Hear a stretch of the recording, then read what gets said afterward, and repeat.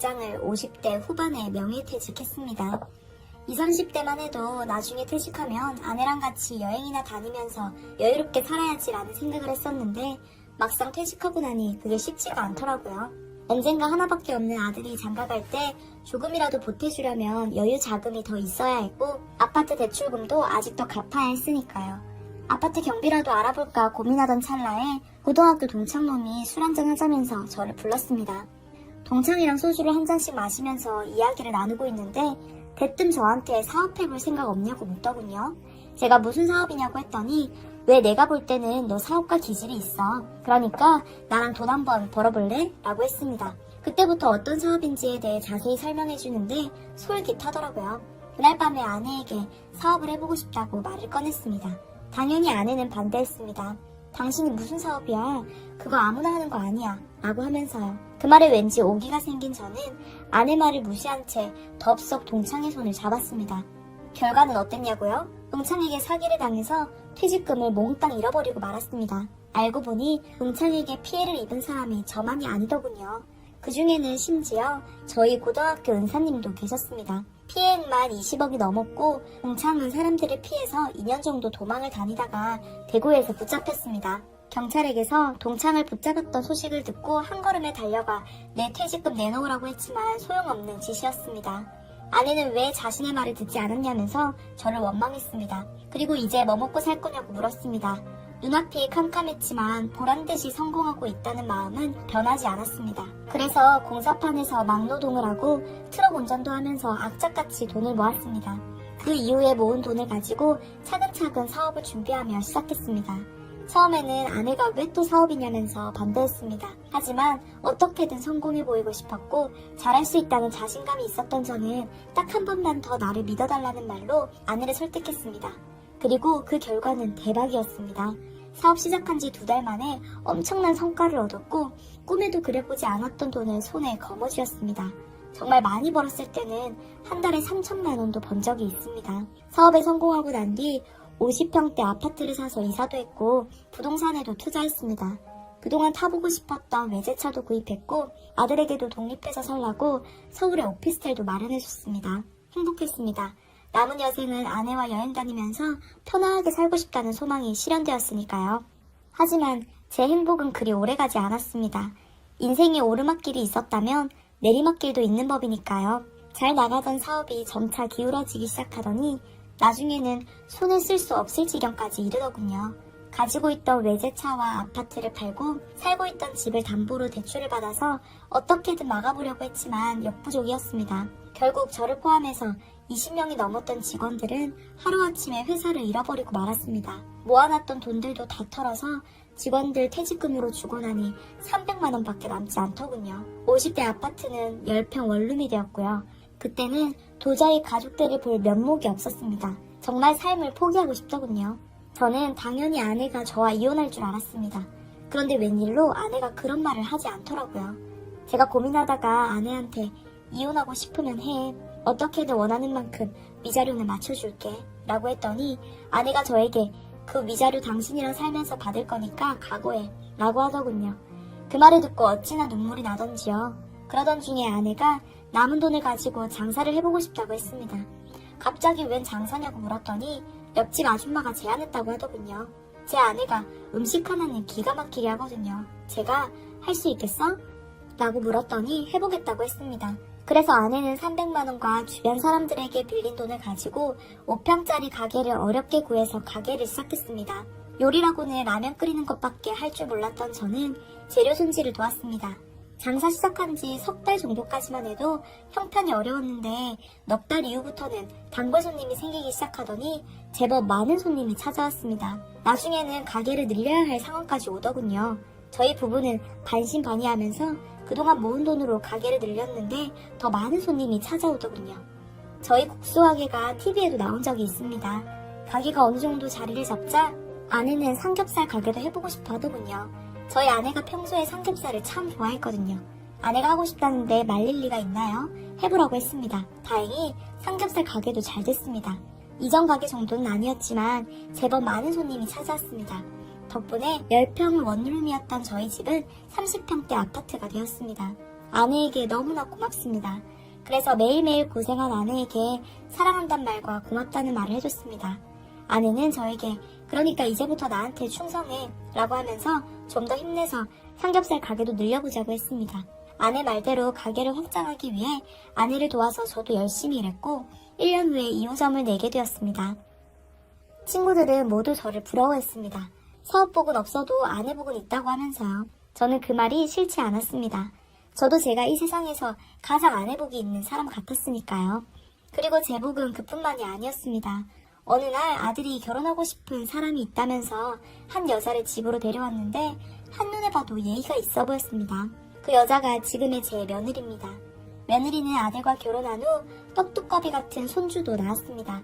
며느리는 회사 일만으로도 바쁜데도 주말마다 가게로 찾아와서 제 아내를 도와줬습니다. 힘든데 집에 가서 쉬라고 했지만 며느리는 괜찮다면서 출근하듯 가게에 오곤 했습니다. 저는 며느리를 보며 저희 집안의 복덩이가 굴러왔다고 생각했습니다. 그러던 어느 날이었습니다. 평소 같으면 장사 끝나고 뒷정리까지 다 한 후에 아내와 함께 집에 갔을 텐데 그날따라 몸이 좋지 않았습니다. 제 컨디션이 좋지 않다는 걸 눈치챈 아내가 저에게 당신 어디 아파? 라고 묻더군요. 피곤해서 그런가 봐 대답하고 계속 일을 하려는데 도저히 안 되겠더라고요. 그래서 그날은 일찍 들어와서 쉬었습니다. 하지만 다음 날에도 제 컨디션은 좀처럼 나아지지 않았습니다. 하루 더 쉬고 싶은 마음이 간절했지만 그날따라 손님들이 많아서 자리를 비울 수가 없더군요. 식은땀을 뻘뻘 흘리면서 일을 하고 있는데 순간 참을 수 없는 복통이 찾아오면서 제 몸이 저절로 고꾸라졌습니다. 여보 하며 저를 부르는 아내의 목소리가 들렸지만 저는 대답도 하지 못한 채 그대로 기절해버리고 말았습니다. 정신을 차렸을 때 저는 병원 응급실에 누워 있었습니다. 주변을 둘러보니 아내가 눈물 범벅인 얼굴로 저를 보고 있더군요. 정신이 좀 들어? 아내의 물음에 저는 고개를 끄덕였고 아내는 의사를 부르러 자리를 떴습니다. 아내와 함께 의사의 제안대로 피검사를 해봤는데 결과가 좋지 않다며 종합검사를 받아야 한다고 했습니다. 저는 어떤 검사든 좋으니 다 받겠다고 했죠.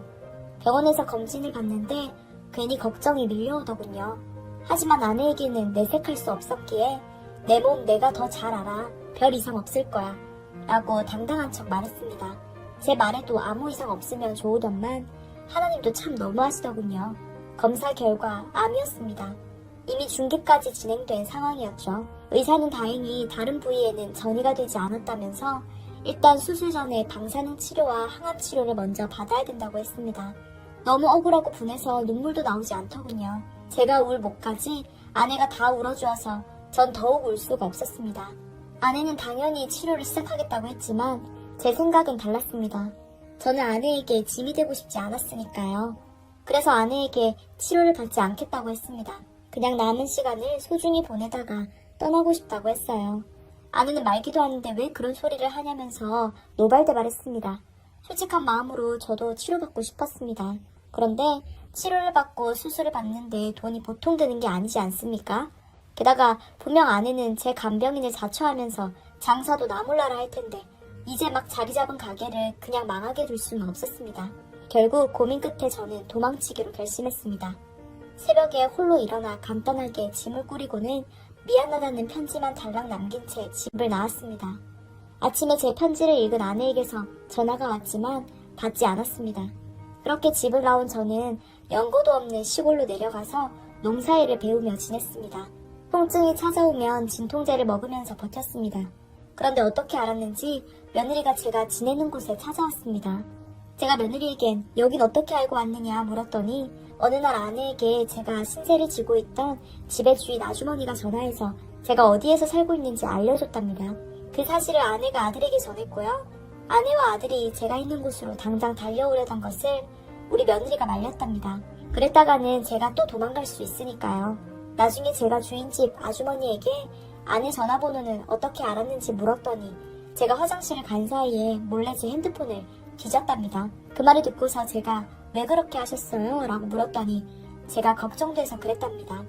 그러면서 내가 시골에만 살아서 세상 물정 모르는 것 같아 보여도 눈치가 백단이요. 무슨 사정이 있는지는 몰라도 가족한테 돌아가시오. 라고 했습니다. 며느리는 저에게 가족들이 많이 걱정하고 있다면서 집으로 돌아가자고 했지만 저는 싫다고 거절했습니다. 평생 가족들에게 잘못만 하며 살아왔는데 마지막까지 폐를 끼칠 수 없다고 했어요. 며느리는 가족끼리 그런 게 어디 있냐면서 돌아가자고 했지만 저는 딱 잘라 거절했습니다. 제 고집을 꺾을 수 없었던 며느리는 그냥 돌아가겠다고 말하면서 대신 다른 곳으로 도망가지 말라고 부탁을 했습니다. 제가 알겠다고 했더니 자주 찾아오겠다는 말을 남기고 돌아가더군요. 그 이후 며느리는 제가 먹을 반찬을 가지고 일주일에 한 번씩 찾아왔습니다. 주인집 아주머니에게도 잘 부탁한다면서 과일이나 간단한 먹거리 같은 걸 들고 자주 인사를 드리더군요. 직장 다니고 아이 키우느라 힘들 텐데 저까지 생각해주는 며느리를 보니 정말 고마웠습니다. 제가 미안한 마음에 며느리에게 힘드니까 더는 자주 오지 말라고 말했는데 며느리가 제 도리를 하는 것 뿐이니까 미안해하지 않으셔도 돼요 라고 말하더군요. 그러던 어느 날이었습니다. 저를 찾아온 며느리의 표정이 그날따라 좋지 않았습니다. 제가 무슨 일이 있는 거냐고 물어도 아무 일도 아니에요 라며 대답을 피하더군요. 걱정이 됐지만 말을 하지 않으니 알 도리가 없었죠. 그런데 저와 함께 저녁을 먹던 며느리가 아버님 드릴 말씀이 있어요 라고 했습니다. 제가 말해보라고 했더니 눈시울을 붉히면서 병원에서 연락이 왔는데요 라고 했습니다. 제가 병원에서 무슨 일로? 라고 부르니 제 검진 결과가 잘못됐다는 겁니다. 제가 그게 무슨 말이냐고 했더니 암 중기가 아니라 말기라고 하더군요. 그러면서 치료나 수술을 받아도 가망이 없을 것 같다고 했습니다. 잠깐 충격을 받았지만 덤덤하게 받아들이기로 했습니다. 어차피 저는 서스럼 없이 남은 삶을 그냥 살아가기로 이미 결정했으니까요. 며느리는 이제라도 집으로 돌아와 가족과 함께 남은 시간을 보내는 것이 어떻겠냐고 물었습니다. 하지만 가족에게 피해 입히고 싶지 않다는 제 마음은 변함이 없었기에 싫다고 했죠. 그랬더니 아버님이 원하시는 대로 할게요 라고 하더니 제가 홀로 남은 시간을 편안히 그리고 소중히 보낼 수 있도록 도와주겠다고 했습니다. 그 말을 듣고 저는 고맙다고 했습니다. 며느리가 제 마음을 알아주는 것 같아서 말입니다. 며느리가 돌아간 후 홀로 남은 저는 가족들에게 남길 편지를 썼습니다. 제가 언제 어떻게 세상을 떠날지 모르니 미리 유서를 써놓기로 결정을 한 거죠. 유서를 작성하는데 눈물이 펑펑 쏟아져 나왔습니다. 제가 그동안 살아온 삶이 주마등처럼 스쳐 지나갔고요. 가족들에게 미안한 마음이 남더군요. 그래서 유서에다가 정말 미안하다는 말을 반복적으로 썼습니다. 그러던 어느 날이었습니다. 저를 찾아온 며느리가 어떤 서류를 내밀었습니다. 제가 이게 뭐냐고 물으니 제 보험에 관한 이야기를 하면서 제 사인이 필요하다고 했습니다. 사인이 왜 필요하냐고 다시 물었더니 제가 세상을 떠난 후에 아내가 제 사망보험금을 제대로 받으려면 사인을 해야 한다고 하더군요. 그 말을 듣고 저는 냉큼 사인했습니다. 그리고 며느리에게 제가 세상을 떠난 후에 아내가 제대로 사망보험금을 받을 수 있도록 도와달라고 했습니다. 며느리는 걱정 마세요 아버님 이라며 절 안심시켰습니다. 그날 저는 부엌에서 며느리 먹일 백숙을 만들고 있는데 밖에서 통화 소리가 들리더군요. 며느리가 누군가와 통화하는 것 같았습니다. 응 나야 자기 라고 하길래 전 당연히 제 아들과 통화하는 거라고 생각했습니다. 혹시 아들한테 저를 데리러 오라고 하는 건가 하는 생각에 통화 내용을 자세히 들어봤는데 응 잘 처리했어 걱정하지 마 라고 하더군요. 그게 무슨 말인지 이해가 가진 않았지만 저를 데리러 오라는 말은 아니어서 그냥 넘어갔습니다. 그런데 다음 주에 며느리가 또 서류 한 장을 들고 오더군요. 제가 이 서류는 또 뭐니? 라고 물었더니 지금 저희 부부 아파트가 제 명의로 되어 있다면서 그 명의를 아내로 바꾸려면 제 도장이 필요하다고 했습니다. 그러면서 저한테 아버님 도장 가지고 있으시죠? 라고 물었습니다. 제가 도장은 서울에 있는데 라고 했더니 안 가지고 오셨어요? 라며 대묻더군요. 새벽에 아내 몰래 도망 나오는데 도장을 챙길 정신이 어디 있겠습니까? 제가 안 가지고 나왔다 지금 필요한 거니? 라고 물었더니 곤란하다는 표정을 지으면서 그럼 도장 어디에 보관해 두셨는지 아세요? 라고 묻더군요. 그래서 제가 안방 가운데 도장 서랍에 있다고 했더니 본인이 알아서 도장을 찾아다 찍겠다고 하더군요. 그러고 나서 며칠 후에 며느리에게서 전화가 왔습니다. 제가 무슨 일이냐고 물었더니 도장을 찾을 수 없다면서 스스로 만들어달라고 했습니다. 자신이 이번 주말에 데려가겠다고요. 일단 알겠다고 대답하고 전화를 끊었는데 갑자기 이상하다는 생각이 들었습니다. 제 기억으로는 저희 부부 아파트 명의가 분명 아내 이름으로 되어 있었거든요. 처음에는 내 기억이 잘못된 건가 싶었는데 아무리 생각해봐도 아내 명의가 맞았습니다. 아내에게 전화를 해서 확인해보고 싶었지만 아내의 목소리를 들으면 마음이 흔들릴 것 같았습니다. 그래서 잠시 고민하다가 설마 며느리가 거짓말을 하겠어? 라는 생각으로 도장을 새로 만들었습니다. 주말에 저를 찾아온 며느리는 인사하자마자 저에게 도장 새로 만드셨어요? 라고 물었습니다. 제가 만들었다고 말하려고 했는데 느낌이 좋지 않더군요. 제가 머뭇거리자 며느리가 재촉하듯 혹시 안 만드셨어요? 라며 다시 물었습니다. 왜 그런 느낌이 드는지 왠지 며느리에게 도장을 줘서는 안 된다는 생각이 들었습니다. 그래서 며느리에게 깜빡했다며 다음 주에 만들겠다고 거짓말을 했습니다. 그러자 며느리가 실망스럽다는 표정을 짓더니 저에게 제가 분명 다시 만들어달라고 부탁드렸잖아요, 아버님. 이렇게 찾아오는 게 얼마나 수고스러운지 모르시죠? 라면서 신경질을 부리더군요. 항상 온순하고 상냥한 모습만 봐서 그런지 며느리 모습이 그날따라 낯설게 느껴지더군요. 저는 미안하다고 사과하면서 다음 주에 꼭 새로 만들겠다고 대답했습니다. 그랬더니 며느리가 퉁명스럽게 인사 하나 달랑 남기고 돌아가더군요. 며느리가 돌아가니 어떻게 해야 할지 고민하고 있는데 주임집 아주머니가 방문을 두드렸습니다. 제가 들어오시라고 했더니 과일을 가지고 방으로 들어오신 아주머니가 저에게 계속 말을 해야 하나 고민하다가 말하는데 말이야 라고 하더니 그 집 며느리 좀 이상해요 라고 말했습니다. 저는 뭐가 이상한데요? 라고 물으니까 아까 며느리가 집으로 돌아가기 전에 주인집 아주머니를 찾아와서 그랬답니다. 절대로 제 가족에게 연락하지 말라고요. 주인집 아주머니가 며느리에게 연락할 이유는 없는데 왜 그런 말을 하냐고 했더니 가족들이 저랑 대화하고 싶어 하지 않아서 그런다고 했답니다. 아주머니가 그게 대체 무슨 말이냐고 다시 물었더니 제가 예전보다 가족들과 사이가 좋지 않아졌대요. 그래서 가족들이 저를 더는 보고 싶어 하지 않는다고 했답니다. 그 말을 전하면서 아주머니는 자신은 분명 제 아내와 통화했을 때는 그런 느낌을 받지 않았다고 했습니다. 오히려 자신에게 연락해준 것에 대해서 아내가 몹시 고마워했다더군요. 아주머니는 저에게 너무 며느리 말만 듣지 말고 가족들이랑 통화를 해보라고 말해줬습니다. 주임집 아주머니가 방을 나가시고 저는 고민 끝에 아내에게 전화를 했습니다. 아내가 제 전화를 받자마자 눈물을 흘리면서 당신 대체 어디 있어? 라고 묻더군요. 제가 아내에게 며느리가 나 어디 있는지 말 안 했어? 라고 물었더니 오히려 제게 그게 무슨 말이야? 라고 하면서 주인집 아주머니 전화 받고서 새아기가 우리 대신 당신 찾으러 갔는데 이미 당신은 도망가고 없었대 라고 하더군요. 제가 며느리가 그렇게 말했다고? 했더니 그랬다고 했습니다.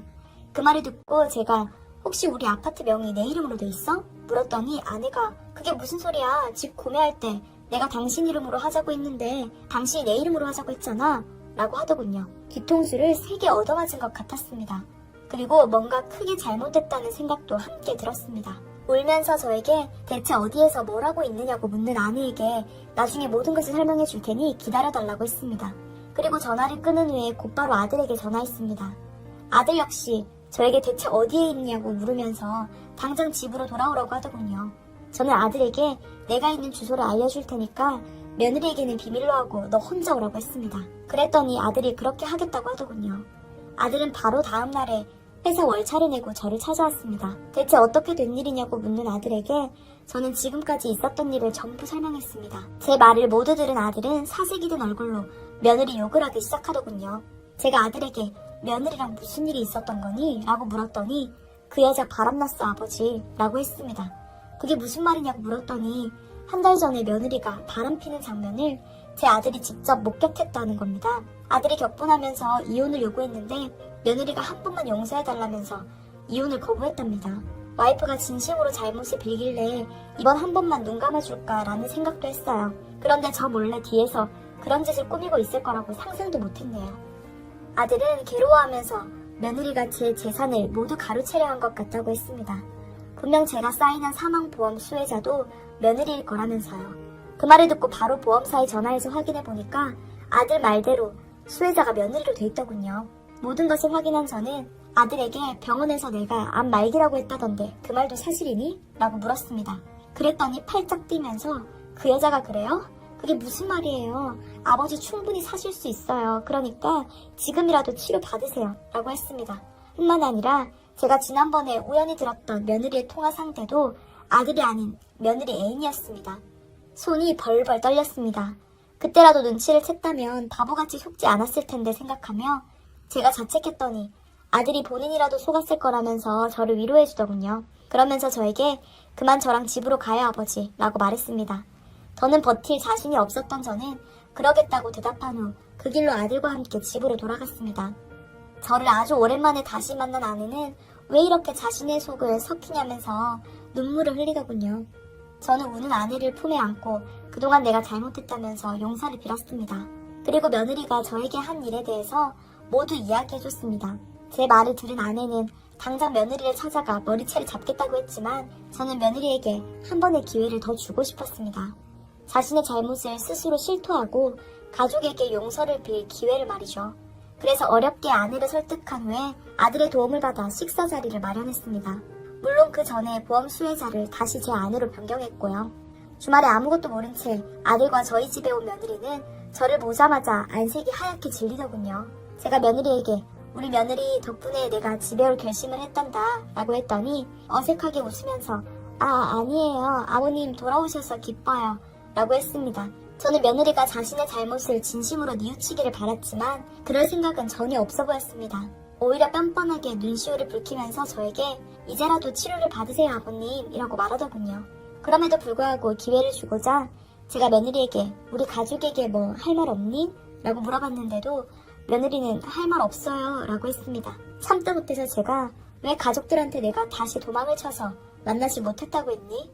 라고 물었더니 가족들이 걱정할까봐 사실대로 말하지 못했어요 하더군요. 앞말기라고 거짓말을 한 것에 대해서도 자신은 정말 제가 앞말기인 줄 알았다고 했습니다. 사망보험금 수혜자를 자신의 이름으로 돌린 것에 대해서도 실수였다고 했고요. 자신의 잘못을 인정하기는커녕 계속 핑계만 늘어놓는 며느리를 지켜보던 제 아내가 결국 화를 참지 못하고서 그 자리에서 며느리의 뺨을 때렸습니다. 그리고 화를 내면서 네가 감히 시아버지 병으로 장난질을 쳐? 라고 소리쳤습니다. 며느리는 처음엔 자신은 잘못한 것이 없고 모두 가족을 위해서 그런 거라고 하다가 저희 부부가 계속 추궁하니까 그제야 무릎을 꿇고 눈물을 흘리면서 잘못했다고 용서를 빌더군요. 하지만 저희 부부의 눈에는 며느리의 눈물은 악어의 눈물처럼 보였습니다. 저와 아내는 며느리에게 당장 내 아들과 이혼하라고 했습니다. 아들 역시 며느리에게 이혼을 요구했습니다. 모든 잘못이 드러났는데도 며느리는 끝까지 이혼하지 않겠다고 하더군요. 하지만 제가 아들과 이혼하지 않으면 무슨 수를 써서라도 감옥에 쳐넣겠다고 하니까 그제서야 겁이 났는지 시키는 대로 하겠다고 했습니다. 그 이후 제 아들과 며느리는 이혼했습니다. 손주의 양육권은 당연히 제 아들이 가져갔고요. 이혼 후에 며느리가 모든 일을 솔직하게 말해주었는데 처음에는 그럴 생각이 없었답니다. 그런데 시골에서 저 혼자 살고 있는 모습을 본 순간 갑자기 욕심이 생겼대요. 마침 그 당시에 만나고 있었던 애인도 남편과 이혼하고 자신에게 오라고 했답니다. 그래서 보험 설계사였던 애인과 작당하고서 계획을 세워서 사망보험 수혜자를 자신으로 바꿨답니다. 그리고 더 많은 돈을 갖기 위해서 저희 부부 아파트 명의도 자신으로 하려고 했다고요. 그 말을 듣는데 그냥 넘어갈 수가 없었습니다. 며느리와 며느리 애인이 꾸민 짓은 거짓말 수준을 넘어서 범죄였으니까요. 제가 며느리에게 이번 일은 그냥 눈 감아주기는 어려울 것 같다고 했더니 순순히 잘못을 인정하고 자수하겠다고 하더군요. 며느리는 저에게 말한 대로 자수했고 애인과 함께 법의 심판을 받았습니다. 모든 일이 정리된 후 아들이 저희 부부에게 눈물을 흘리며 죄송하다고 했습니다. 모두 자신의 불찰이라면서요. 저희 부부는 그런 아들에게 네 잘못이 아니라고 했습니다. 잘잘못을 따지자면 삶을 포기하고 도망치려고 했던 제 잘못이 크니까요. 가족의 품으로 돌아온 저는 곧바로 병원에 입원해서 치료를 받기 시작했습니다. 항암 치료와 방사능 치료는 고통스러웠지만 저는 포기하지 않았던 가족들을 생각하면서 저는 악착같이 병과 싸웠습니다. 다행히 치료 결과는 좋았습니다. 의사 선생님이 암세포 크기가 예전보다 많이 줄어들었다며 수술에 들어가도 좋을 것 같다고 했습니다. 그래서 바로 날짜를 잡고 수술을 받았습니다. 다행히 수술 결과도 좋았습니다. 수술을 끝내고 병실에 입원한 저에게 의사 선생님이 잘 관리하면 100세까지 살 수 있겠다고 하더군요. 그 말을 들은 제 아내는 눈물을 펑펑 흘리면서 의사 선생님에게 감사하다는 인사를 전했습니다. 제 아들 역시 울면서 저에게 수고하셨다고 말을 했고요. 저는 현재 6개월에 한 번씩 병원에 가서 상태를 살펴보고 있는데 아무 이상이 없습니다. 밥도 잘 먹고 잠도 잘 자고 있습니다. 아들은 이혼한 후 손자와 단 둘이 살아가고 있습니다. 매일 출근을 해야 하기에 손자는 저희 부부가 봐주고 있습니다. 아내는 잠시 가게를 친한 친구에게 맡기고 제 곁을 지키고 있습니다. 제가 그럴 필요 없다고 했는데도 나도 이참에 좀 쉬고 싶어서 그래. 라고 말하면서 저를 돌봐주고 있습니다. 한 가지 안타까운 일은 손주가 엄마를 찾는다는 겁니다. 아직 어린 손주에게 사실을 말할 수 없었던 저희 부부는 아들과 상의한 끝에 손주에게 엄마는 공부하러 미국에 갔다고 말했습니다. 그랬더니 손주가 이제는 날마다 저희 부부에게 엄마는 언제 와? 몇 밤 돼야 볼 수 있어? 라고 묻습니다. 그럴 때마다 심장이 찢겨져 나가는 것 같은 아픔을 느낍니다. 그리고 언젠가 모든 사실을 알게 된 손주가 받을 충격을 생각하면 너무나 끔찍합니다. 손주가 엄마를 두 번 다시 보지 못하게 된 것은 모두 제 탓인 것만 같았습니다. 제가 끝까지 가족 곁을 떠나지 않았다면 며느리가 그런 선택을 하지 않았을지도 모르니까요. 그래서 이제부터는 무슨 일이 있어도 가족 곁을 떠나지 않을 겁니다. 손주에게도 아낌없는 사랑을 줄 생각이고요. 지금까지 제 이야기를 들어주셔서 대단히 감사합니다. 비록 아픈 일이 있었지만 저희 가족은 그 아픔을 이겨내면서 행복하게 살아갈 겁니다. 그러니 부디 많은 응원 부탁드립니다. 정말 감사합니다. 모두 행복하세요.